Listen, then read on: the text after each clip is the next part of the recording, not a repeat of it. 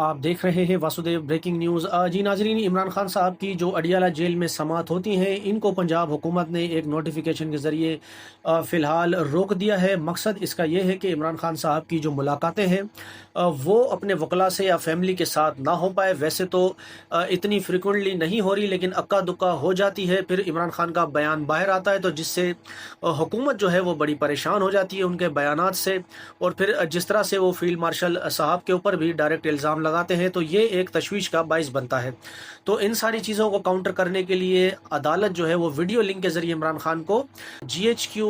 9 مئی والے دن حملہ کیس ہوا تھا، تو اس پر عمران خان کو ویڈیو لنک کے ذریعے بلایا۔ تو عمران خان صاحب نے ویڈیو لنک پر آنے سے انکار کیا اور کہا کہ جب یہ اوپن کورٹ ہے تو مجھے اوپن کورٹ میں لے کر جایا جائے، اور پاکستان تحریک انصاف نے بھی اس پریسیڈنگ کا ایک طرح سے سمجھے بائیکاٹ ہی کیا۔ پھر اس کے بعد اسلام آباد ہائی کورٹ میں بھی ایک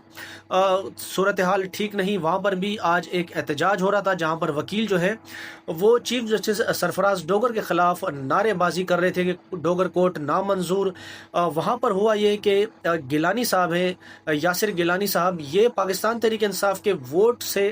اسلام آباد ہائی کورٹ بار کے جو ہے پریزیڈنٹ بنے تھے، لیکن پھر یہ دوسری طرف یعنی حکومتی سائٹ پر چلے گئے، اور پھر آج وہاں پر وہ موجود تھے تو ان کو نعیم حیدر پنجوتا صاحب اور دیگر تحریک انصاف کے وکلاء نے ان کے ساتھ ہاتھا پائی بھی ہوئی اور گالم گلوچ بھی ہوئی، اور ان سے کہا کہ آپ پاکستان تحریک انصاف کے ووٹ پر صدر بنے تھے لیکن آپ دوسری طرف چلے گئے۔ پھر اس کے بعد احتجاج میں یاسر گیلانی صاحب نے ایک پریس کانفرنس بھی کی، اور پھر تحریک انصاف کے جو لوگ جھگڑے میں ملوث تھے سب کے اوپر FIR کٹوانے کا بھی انہوں نے اعلان کیا۔